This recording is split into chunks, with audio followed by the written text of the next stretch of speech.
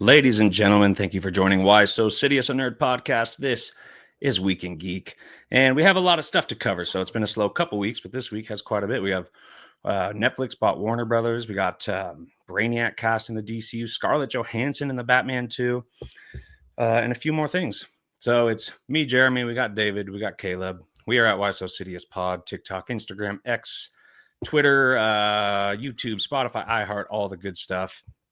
And yeah, we're also going to start adding a new section of our Week in Geeks. At the very beginning of the episodes, we're just going to go over the top 5 box office of the week. And let's start with that. So here you go. In first place, we got Zootopia 2 with 3 million. That's not their total. That's just for this week. We got to figure out how to get maybe their whole total figured out. I can tell you that right now, as far as dude. So this is my last movie. This is a pretty big box office race performer here, and total they're at 662 million worldwide right now. So they had like a $500 million opening weekend. It was insane. Broke a ton of records. Wild. Is it going to hit $1 billion? You think? It better. With that start, it like eclipsed Endgame's opening weekend or something. Like it was insane numbers. So yeah, it better. Interesting. Wicked for Good at 408 million before this weekend. Yeah, okay. Keeping up. Yeah. Wicked for Good at second place this week in the box office. Now You See Me, Now You Don't. Were you guys a fan of the Now You See Me movies? I think I liked the first one. First one's fun. But they're fun. They're corny, but they're fun. The second one, I think I watched part of it and was like, yeah, this is pretty bad. I don't think I ever finished it, but the first one was a fun watch. Yeah.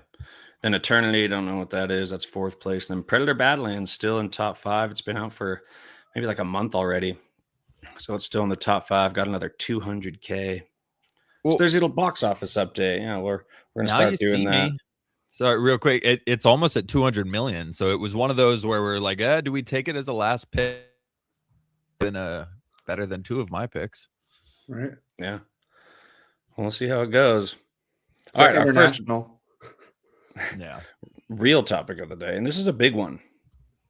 So we've been hearing a lot about Warner Brothers, a lot of different companies like Paramount putting in bids for them. Warner Brothers is selling, and it's done. Netflix put in their bid, their highest bid, $82 billion. So Netflix owns WB now, and I don't know how we feel about it. You know, the DCU is the only thing that I'm like really worried about, but it does sound like they're going to keep it its own thing. And there's actually another post about that we'll get into. But in general, when you hear that Netflix bought Warner Brothers, Dave, how does it make you feel? Netflix bought Warner Brothers. I don't think of it as a good thing. I think there's a lot of trains of thought going around with this. A lot of people have their opinions. I think the biggest opinion I'm seeing a lot of is people are concerned about a monopoly. And my first thought is, I know how Netflix handled their projects. They're very flippant with stuff. They threw a lot of money at terrible things. They canceled a lot of shows that people really liked that were Netflix originals, and then they canceled them. So I'm not crazy about the way they run things typically. And I want these larger entities to be separate. You know, I'm not concerned about the future of the DCU by any means. I'm just kind of, as a whole of the product we're now going to get from Netflix and WB, I'd prefer them be on separate things and compete. I don't know. It's just a monopoly. Yeah. Love, how do you feel? Yeah, I'm not a big fan of it either. And I mean, the actors, the writers, the directors are against this move. And they're even saying like the government has to stop this because of the monopoly that's going to happen. And I did hear that they'll keep HBO Max its own thing to start and then could like slowly combine it all onto Netflix. So you just have one large Netflix app that has everything on it. Game of Thrones, like it'd be so weird, but it'd be so expensive. Oh my gosh, too. Yeah. The bundle. I mean, sure, they'll bundle it first and then they'll make it like $30 a month for Netflix. So we just had Paramount merge with Skydance, and they have, CBS, Nickelodeon, all those other properties. So it's really just going to be what? Disney, Amazon, Netflix, and Paramount. There's 4 that are just going to. No, yeah. That's really man. It, right? I'm never a fan of the monopolization of things. I think that's kind of what's screwing America up. That's a factor anyway. Every time things monopolize, it just lowers private business. It lowers the individuality of business. Like we used to be able to buy from so many phone carriers or insurances, and now it's just I just got a few of this, and it's got to contribute to the wealth gap that we're dealing with. Right? It's like COVID, like Yeah. people who aren't these mega corporations who could do this stuff. Those are the ones that couldn't make it through COVID and shut down. Putting more resources into these mega corporations, which have very really close relationships with our politics. So it's almost like it almost feels socialism-y, like all the resources in the government's hands. Like the more we monopolize, it's just less private, little mom and pop shops, less private businesses, the small guy, less chance to succeed, and just this titan of business. And it's even in the movie industry now. Well, and it's interesting. So we got news like this morning or something that Paramount was still trying to contest this and get their bid to be taken in. And like you said, with the politics and the connections there, like there's Paramount. God, what is his name? David Ellison, I believe. He's the CEO of Paramount. He's the one who's trying to get Netflix too. And he's got close ties to Trump and a bunch of other stuff as far as politics go. So I don't know if this is like, although they confirmed this, I think they're still going to be fighting to try to stop it, find some type of loophole or issue in the contract where they can block this purchase. So I don't know if it's 100% over. I'm sure Paramount's not going out without a fight to try and reclaim this thing. So I'm curious to see. But then again, I don't know if that's better that Paramount and Warner Brothers, it's still another massive conglomeration. It's just a different type of alliance. So it's just the way you see the industry react to it. It's obviously not an overall positive news thing. And a lot of people have been posting memes, we lost, like defeated little gifs and everything about how we've lost the war now. So we'll see. But yeah, I took it negatively for sure. Love briefly touched on it, but do we think HBO Max and Netflix will remain separate? You think they're going to be the same streaming site, or is it going to be like Disney where you could kind of go to Hulu through Disney? But Hulu's gone in 2026. It's all going to be on Disney Plus. So that's probably the same thing that'll happen. Yeah, it'll be Netflix and HBO Max, and then they'll be on the same program, and then all of a sudden HBO Max will be swallowed by Netflix, and it'll just be one massive app that costs $55 a month to watch. There'll be like an HBO section on Netflix, right? Yeah, Warner Brothers section. Yeah. It's weird. One thing looking into this is we won't see the effects of this for at least like a year, apparently. It'll take a long time to set in and actually start to influence things. Mm-hmm. Also, we have this here from DC Unlimited that says that James Gunn and Peter Safran have extended their contracts as CEOs of DC Studios until 2027. I mean, that's only 2 years. But there's no plans to change the DCU moving forward after the Netflix purchase. And they're also affirming Netflix that the cinema experience will continue to be important for those releases. So you don't know. You never know. That could be full of shit, but I'm still a little scared. I think we're secure with the DCU. I really do. I think the concerns are going to be for other stuff down the road. Harry Potter, I mean, that's another big thing that's about to be unveiled, and now you have this massive switch in ownership. And is that going to affect the path of Harry Potter in this new project? I feel like there's more of a chance for that. I think DCU is locked in. I think they're secured. But it is funny, and we talked about it in our text chat, but obviously one of the bigger things coming out of this massive news was restore the Snyderverse, because Zack Snyder once said, yes, of course, if Netflix had the rights to the WB characters, I would absolutely continue the Justice League saga. And so many Zack Snyder fans out there are like, this is it. It's happening. And I'm like, there's so much logistical stuff to actually have that be allowed, even if James Gunn was fine with it. It was an Elseworlds project. The fact of bringing back all those cast members back to this, the money it would cost to fund something like that, like I don't think they're about to drop all that money to do that. Half of those actors probably, if they wouldn't want to return, probably right, just a train wreck that whole time. Just do an animated version if you're gonna do it. Yeah, we kind of do want to see that sequel, though, because Darkseid was teased. It's almost like, don't bring back the whole universe, but maybe an Elseworlds, Justice League 2 Snyder, just like one. Dude, I if wouldn't they be just against brought it. back Cavill and everybody else was recast, I would be fine with it. I just want to see that Superman one more time. Man. Affleck's down. You know Affleck's down. He probably Snyder's is. Yeah, his now that boy. he's not with J-Lo. Yeah. No, He's got a I free think mind now. Batman ruined Affleck's life almost for a little bit there. It was J-Lo, dude. It just happened to be at the same time. Yeah. Yeah. But the DCU, yeah, that's whoever buys WB and Netflix, obviously, but the DCU is one of their biggest moneymakers moving forward. It's one of their most guaranteed pots of money if you just let them do their thing. Yeah, they're not messing with it. How is HBO selling though? Like you think with the DCU, Game of Thrones, Harry Potter, all the great TV shows they have, like prestige television. Like why don't they just like sell it to someone who can just continue on by themselves or something? Like why do you have to everyone have to merge with each other? Right. Yeah. Some profit line, obviously, and some type of control down the road, but you know, wouldn't be bailing for no reason. Or, you know, Netflix guy just got some scandalous photos of James Gunn and Warner Brothers and It was something like $30 a blackmailed share. them and owning them. Yeah. They're getting it for, but they were saying Paramount's offer was 35. And they're Right. saying like we still have the better offer. We're not giving up on this. So I don't know. Yeah, we'll see. It'll take a while to see, but certainly we will see. Let's hope for the best. Knights of the Seven Kingdoms. They had a new trailer drop. Getting pretty pumped about this one, dude. That trailer was sick. And we also have an episode count along with episode runtimes, or it just says they're all roughly half an hour, which I found weird. Game of Thrones is usually more of a 45-minute hour episode kind of series, but right. Really cool trailer, man. Got me hyped. Did you like notice like the camera stuff they were doing, bringing it from behind him and then all of a sudden into his POV and stuff like that, man? Yeah. This looks really cool. I think it did a good job at making it feel different from what we've seen before to the Game of Thrones universe. Yeah. So, yeah.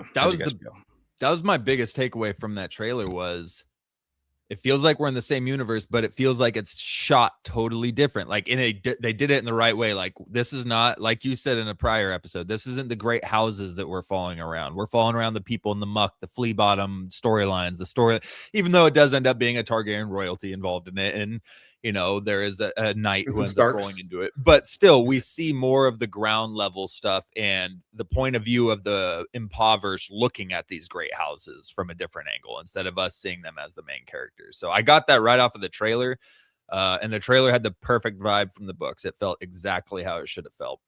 So I'm nothing but excited for this one. I wish it was longer for sure, but yeah. The books aren't very long though. You know, Right. they're like 300 pages each, maybe. And we do get a shot of the Targaryen in his armor again. So I do like that, like the big guys are involved, but they're not the main characters. Yeah. That helm, like flames or something going up, like crazy type of art. I don't know. Art Design. Let me say it a third time. Is it right? This art? Artistic design on the helmet was pretty dope. So when you say Fire of Blood is multiple books, you mean there's multiple like books No, in the Fire? Night of the Seven Kingdoms. Oh yeah, I'm retarded. All right, so you can't say that anymore, by the way. Night of the Seven Kingdoms, is that a collection of smaller books? 3 short stories, but he combined it all into one when he finished them. So it's like 700 pages maybe total. Okay, let me ask you this. So Game of Thrones books, right? Love them, except the last 2 really slow, really boring. First 3 are amazing. If I'm going to read Night of the Seven Kingdoms, it was okay. Yeah, I mean, a lot is going on. But much slower, and like books 4 and 5, like focus on different characters. It's kind of annoying because you have to really wait throughout book 4 to get back to some characters with book 5. Right. But Night of the Seven Kingdoms, is that a book that I would like more than book 4 and 5, possibly? Oh, for sure. Oh hell yeah. Yeah, I really want to read that one. It's easier to bite into. It's not as like dragging and slow and a massive thing to kind of grab. I'm trying to not think as many characters to tell stories of. There's only 2 really. Good, it's more simply told. It's lighthearted in a lot of ways. It's got some cool lessons and moments. But again, it's got awesome little peeks and cameos into the world of Westeros throughout it all. So it's short. It's not a big commitment. But I loved it. I'm trying to think of a project that's something similar to it. But no, yeah, I think you'd like it. Again, I would be surprised. So it's 3 books. It's the Hedge Knight, it's the Sworn Sword, and the Mystery Knight are the 3 books. And I bet you the combination audiobook is like 6 hours. Yeah. I'll be checking that out. I don't know if not before it comes out though. That's for sure. Yeah, it's coming soon. All right. Well, that's Night of the Seven Kingdoms. Let's talk a little Stranger Things here. Just got a couple stats. Well, first of all, the finale is confirmed to be 2 hours and 5 minutes long. Full movie. Is this something we knew, expected? This isn't like breaking, but it is confirmed. Right. Yeah. I'm surprised that the first volume, episode 4 was long, but the first 3 were like 57, 40, like 48, and then like a little over an hour. So I bet you this volume 2 is going to be a little thicker. Yeah, I think we knew that. I'm curious, are you guys going to go to the theaters if there's an opening? I want to. New Year's Eve, though? Maybe like a Ooh. evening or a matinee on New Year's Eve or something. You know what I mean? But yeah, catch the early one on New Year's Eve. I would do it. Yeah, I don't know. I don't know if I want to. I New mean, Year's I Day, guess it would be cool. if I had to if go it to the was still bathroom playing. and miss something, you can just watch it at home right after and rewatch it. I can't decide if I would want to or not, though. But you would imagine they did some big stuff. If they're doing this rollout, there must be some pretty crazy setups and scenes in the finale. It's about that quiche. If I was home, we would have to go see it together. But by the way, Doomsday is in December next year, right? Correct. I think so. Yeah, we're coming. I think we're going to make sure to make it to my grandparents next Christmas. So Doomsday, get the crew together, baby. Andy, fly on out, boy. I'm going to make sure. We'll get that date, and then we'll make sure we're there. Hey, love, real quick. Sorry. The Palladio, New Year's Eve and New Year's Day has times for Stranger Things at the Palladio, ranging from 7 a.m. all the way to 11 p.m. on Thursday. Wake up New at Year's 6 Day. a.m. to catch a movie. Yeah, on New Year's Day to after New Year's Eve. Let's go to a 7 a.m. movie. But New Year's Eve, 5 p.m. is the earliest showing. 12, they have a midnight showing. That's funny. But there you go. You got options. Knives Out is playing at the Placerville Theater this weekend, Dave. The new one. I'm kind of down. Megan, I kind of want that. I know. I kind of want to see it, but Megan limited release. Movies. You only have to wait like a week, and then you can see it on your TV. Oh, that's right, huh? On my Netflix, HBO, Hulu, Disney Plus. Yeah, bundle app. This is the future. You know what they need is I want each NFL. The most annoying thing about the streaming age is I can't watch football anywhere unless I wish each team had their own app, and I could pay the Niners directly $10, $15, $20 a month to watch their games. ESPN was going to, or was it ESPN or whoever else was trying to get Sunday Ticket? They were going to do that, or like you could do a team package, like $50, you get to watch your team for the season. Yeah. It should be cheap. Oh, for the season. Still, it should be because I'm paying $10.99 a month for NFL Plus, is what Dave was going to say. Is that real? That was like $50 a month. No, NFL Plus is pretty cheap. You just get Red Zone and like the local game, I think. Gotcha. Well, I might have to do that then. Dave, you're back. I still have for you. Yeah, it didn't matter. It wasn't important enough. The last stat for Stranger Things is the premiere became the #1 premiere in Netflix's history. So that's huge. And I think we could all agree this is the best show Netflix has ever put out, right? There's nothing easily. Nothing else we talk about on the podcast or anything. No, I mean, they have some great non-fandom series like Peaky Blinders and stuff, but I think I've got Stranger Things. I'm just enjoying Stranger Things more. Ozark is incredible, and so is Peaky Blinders, but this is just a different level, different magnitude. I think I'm going to start Peaky Blinders. I saw a clip of Tom Hardy talking to Cillian Murphy, that scene where he's like, in that like thick accent he's doing. Oh, it looks so good. He may be my favorite character of the show, and he's not in it that much. He's not a main character, but he is great. And his scenes with Cillian Murphy are some of the best scenes of any project that I've watched. Like they are, every time they're on screen together in that show, you're stoked because you're like, this is going to be an amazing scene. Right. Well, good for Stranger Things. They did it. Best cup of coffee. Congratulations, guys. Oops, did I skip one? All right, now we're on to DC. So kind of ugly. going back to not Night of the Seven Kingdoms. That's House of the Dragon, love. Matt Smith, probably the best part of House of the Dragon season 1, is the front runner to play Brainiac in the DCU, showing up in The Man of Tomorrow, the Superman sequel kind of. And yeah, so we have it confirmed that Brainiac is a villain already. That's really cool. But Matt Smith as Brainiac, how are we feeling about this, love? I'm not too familiar with the Brainiac character, but I mean, Matt Smith as a villain is a perfect casting, especially in like I think he needs a bigger role than a TV show. He needs to be the next big villain in the DC. Yeah, he does have that presence, right? Mm-hmm. I mean, he already nailed his first superhero villain role, and you guys are totally overlooking it. Morbius? They even did a theatrical re-release. He did so well in it. Yeah, he is Milo Morbius from the movie Morbius. Except his last name's not really Morbius, but he changed it to it in the movie. Anyways, he deserves a redemption shot at a superhero villain. He is a great actor, and that was just a stupid movie, and we all know it's Jared Leto's fault. So Jared Leto is not tied to Man of Tomorrow, which means he's going to be a great villain in this movie. No, Matt Smith, anything. Get him in the DCU. I'm stoked on it. But Brainiac seems like good. I don't know a ton about Brainiac, but I know Matt Smith is a great villain. Yeah, I think he has the sinister and eccentric thing down. Like just that picture right there is just a really good shot of it. But yeah, we'll see. It's not someone I expected to be cast at all as Brainiac, but yeah, I could totally see it. He's a good actor. That's all you really need with all the special effects and everything nowadays. So I'm excited. I think Man of Tomorrow. What are the chances you will like this more than Superman, Dave? Like just guessing at this point. Yes. Right? It seems like it would be Yes. better. I feel like it's going to be a way more my tone of movie. Agreed. I thought the villain of Superman. I mean, Lex was great, but yeah, yes. And like Lex was like mostly great. He was pretty good in my opinion. Because the weird he was. But all that thing, I think we talked about it before. I think that quirkiness of him is going to go away. He's humbled. He's in jail.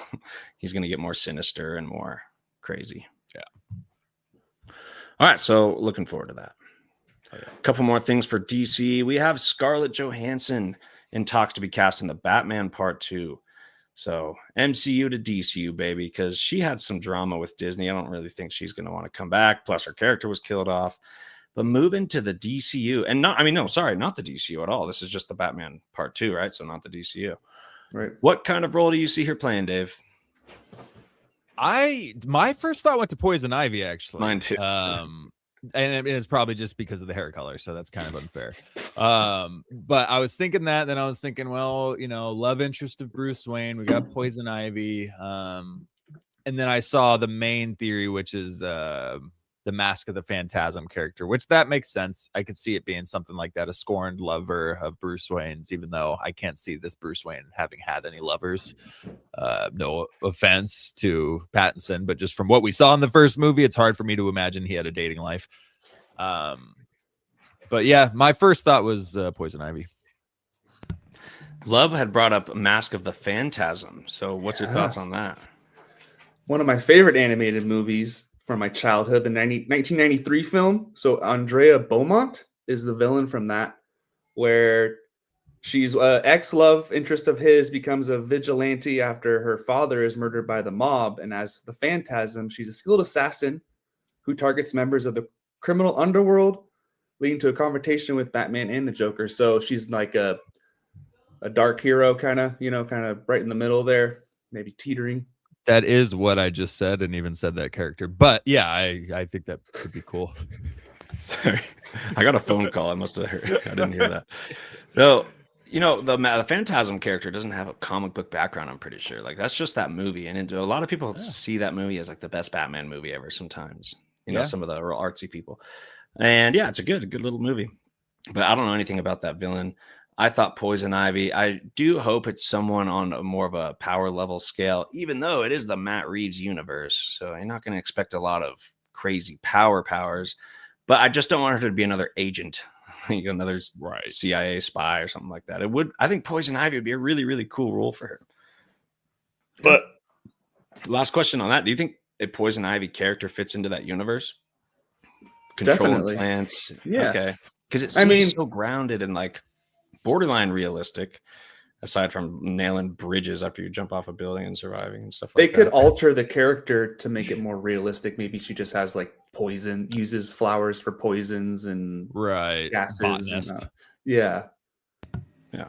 That'd be a cool little flavor to bring to that universe, I think. A poison ivy. Mm-hmm. But regardless, it's really good acting talent. So that's nothing but a good thing for the Batman 2. Yeah. As far as women who are not going to be in the Batman 2, it turns out we're not going to get our Catwoman. Zoe Kravitz is not expected to return as Selena Kyle. And I don't care that much. The only problem is the Penguin tease at the end of the Penguin was it, built to something involving her and what's her name? Not Fiona. Sophia. She's not going to be in the movie either, though, right? Is that they were saying? So neither one of them in it? So why Apparently. did we do that? Right. When Right. season Penguin was only supposed to be one season, they were kind of adamant about they weren't going to continue, even though there was actually comments recently that contradict that. But still, if you were just planning your one season and then you tease these characters, like I liked Zoe Kravitz Catwoman, and I really liked that Fiona character. I really liked her. So I'm really bummed. I was excited to see where that goes. Why Catwoman is communicating with a villain. Oh yeah, because they're sisters. They're half sisters or something like that. Yeah. Right. So that seems like that should go into the Batman 2, but whatever. What do you guys think? I do agree. I'm bummed about this. My only thought, to try to justify it and keep my excitement for the movie, this wouldn't kill it. But I just think maybe we're just focusing more on what this next plot is going to be, whether that's Court of Owls, whether that's Mr. Freeze, whether that's whatever Scarlett is. Maybe they're just like, do we want to continue to drag out this side plot from the first movie? Like maybe we just do something else and focus our time on something else. So I'm good with that as long as it is good. It showed her driving to I forgot what the other town's called at the end of the movie. So maybe she's back in part 3, perhaps, I guess. Did in she 2030? Bloodhaven? Yeah, in 30, 42. I never caught that she said Bloodhaven. That's actually really cool. Yeah. She was leaving to Bloodhaven. All right. Yeah, I guess no Catwoman. It is kind of weird, though. It's just a little weird. We totally expect her to be in there. What about like a Penguin season 2, but it's Sophia and Catwoman? Yeah, like if No. I feel like she would, though. Why? You don't just tease that at the end. It's not like it's a great tease and it's like the coolest thing ever, but it's still just like that was developing something for the future. Yeah. No, if you're gonna do that, you call it Catwoman. You don't call it Penguin season 2 and then remove Penguin from the damn show and have it be all about Sophia Falcone and Catwoman. So you could do an Elder Elseworlds miniseries. It would be cool if Catwoman and not Fiona teamed up to take out the Penguin. A Penguin season 2, she's not a main character, but she comes in and out to help her beat Penguin. However they do that, who knows? Not Fiona. It's because she looks like Fiona Gallagher from Shameless so much. That's why. All right. Done with DC. One thing for Marvel to celebrate. One piece of news. Tatiana Maslany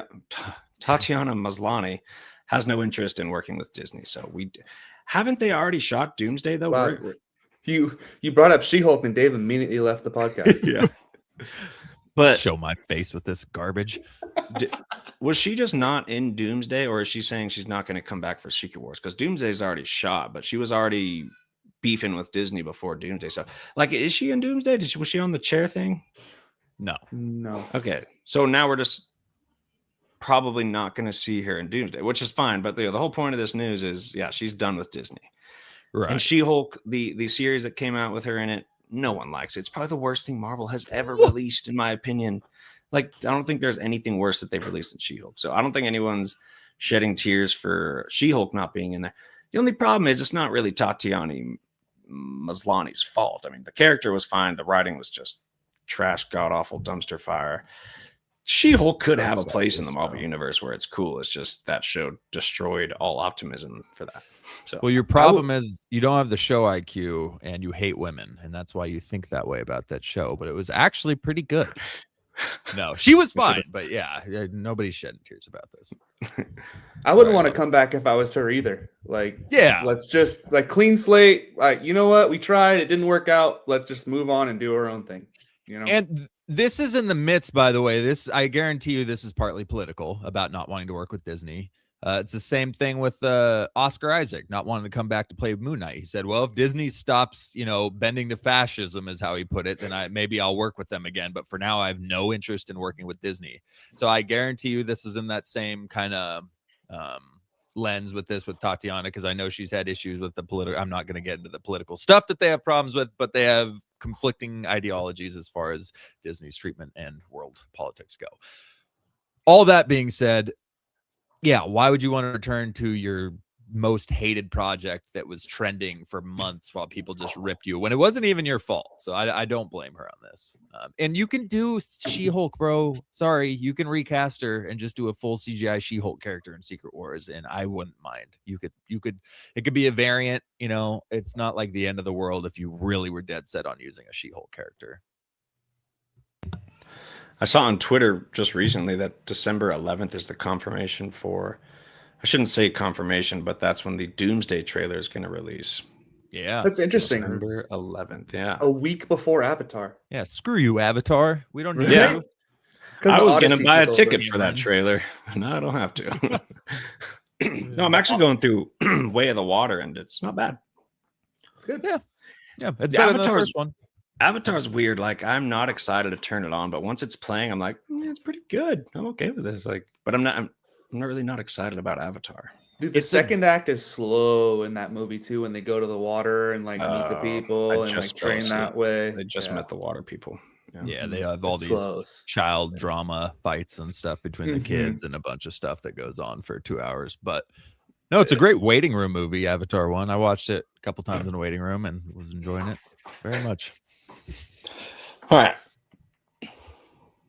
Now we're on to some video game talk. There's a new Assassin's Creed series coming out, and we have some casting and other information. Love, I'm going to toss it over to you, my friend. Yeah, I'm not too familiar with this guy. Toby Wallace has been the first actor officially cast in the series. He's the co-lead, and it's a high-octane thriller centered on the secret war between two shadowy factions. So, I don't know. You guys seen the movie with Fassbender? I was just going to ask. No, I haven't. Yeah. It's awful. Yeah. Assassin's Creed is a hard game to make into a movie or a show, because like in the movie, it was all in present time. And then there were like maybe like 15, 20 minutes in the movie were actually him going back in time to like his ancestor or whatever it is. So it's tough to make. I'm wondering how they're going to do this. I wanted to like it so much because I love Fassbender. This was, I think, right after he portrayed Magneto, and his name was really at the $5 fine. His name was really at the top of the names going on at that point, and I really wanted to like that movie. And yeah, I don't think the directors ever played the games. I don't think the writers ever. Maybe they did. I don't know, but they just didn't nail it. But this Toby Wallace kid, I was thinking he looks familiar. He's in the movie The Bike Riders with Tom Hardy, Austin Butler. He's a small role, but it is a nod to your acting when the movie ends and you absolutely hate a character and would just wanted him to die so much during the movie. So it was a small role, but it was pretty good. So okay. I've never seen him or heard of him outside of that, though.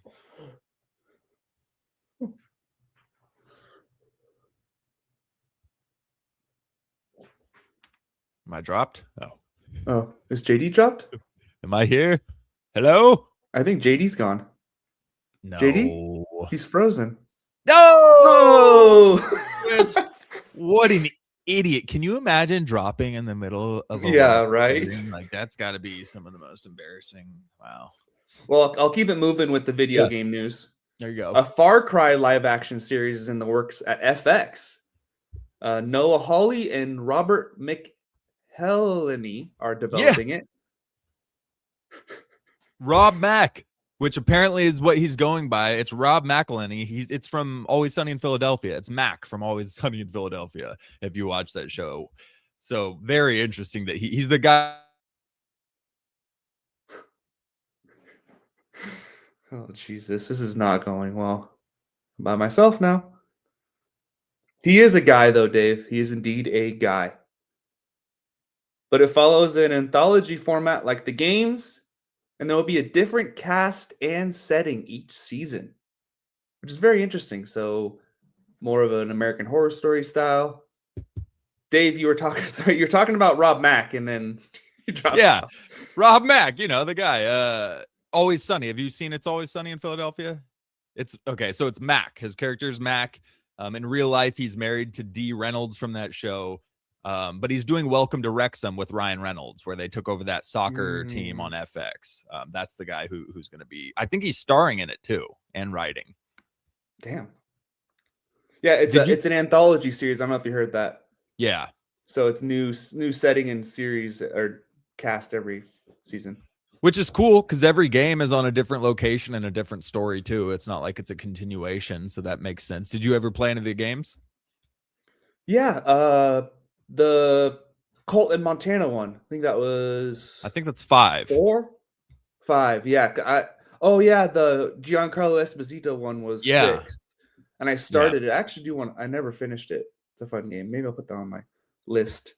Okay. But yeah, it's a fun series.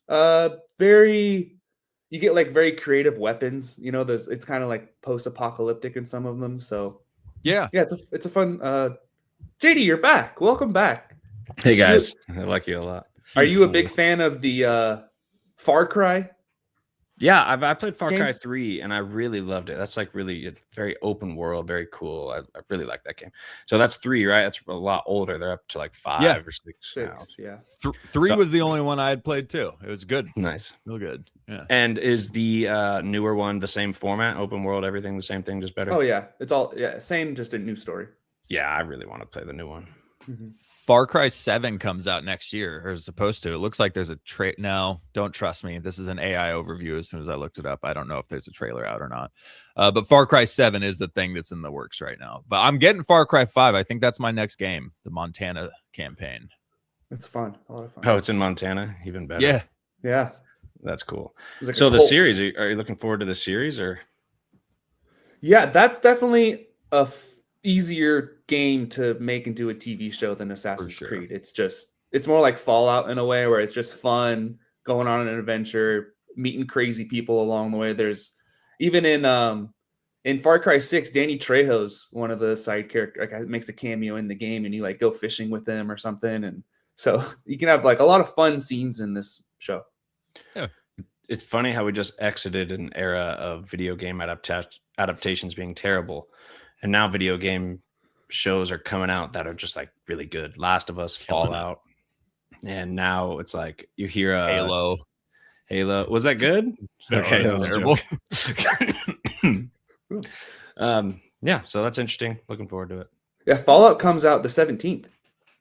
Dude, I'm stoked for that. Oh my God, we're covering this that. month. So if either of you want to cover it with me, I'm absolutely wanting to cover that. Yeah, I'm halfway through it, but Amazon Prime has the worst ads.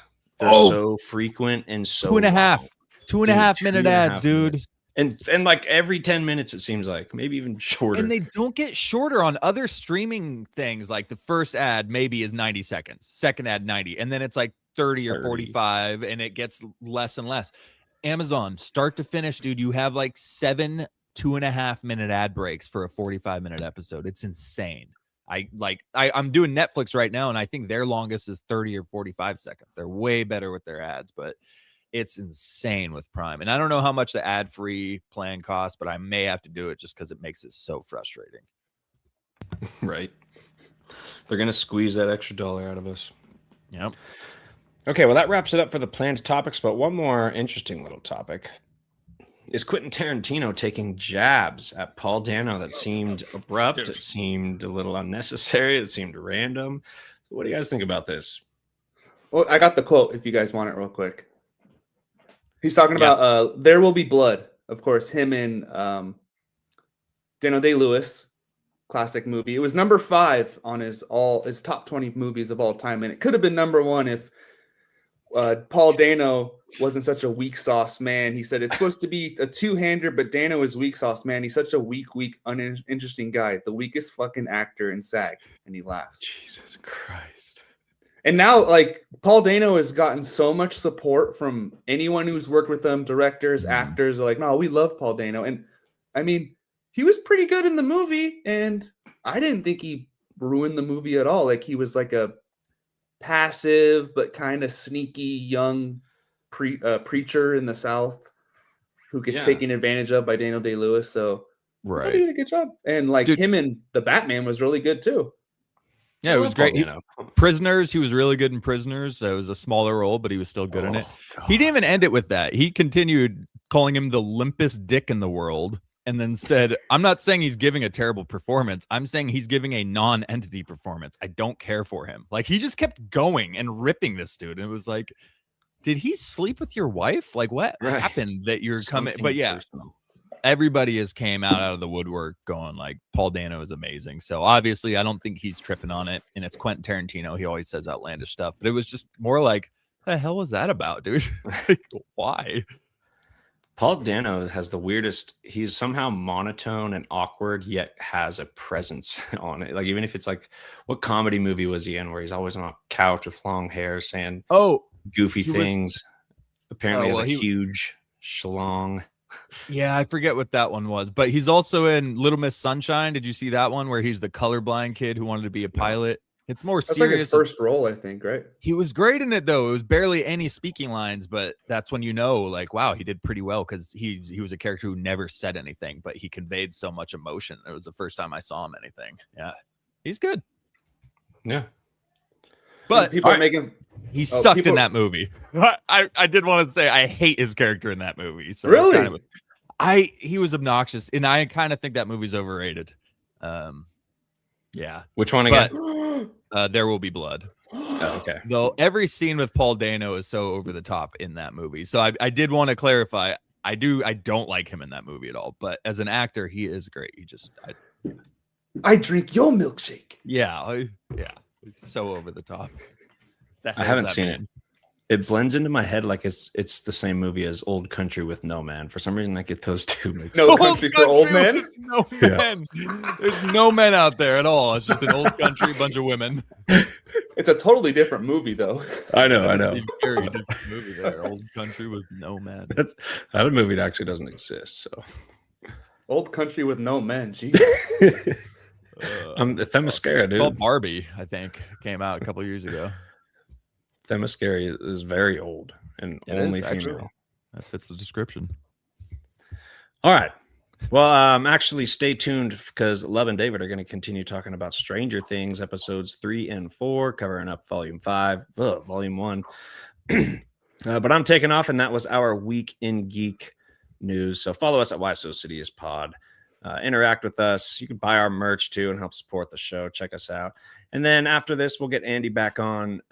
We actually have a collab coming with Theory in the Lab, a TikTok account, really good coverage on movie news, comic movies. So check that out. It'll be kind of doomsday theories, DCU overall theories, and some nerd therapy. We can go anywhere with what we're going to do with him. So stay on the lookout for that. Thanks for joining us, and we will see you next time on Why So Sidious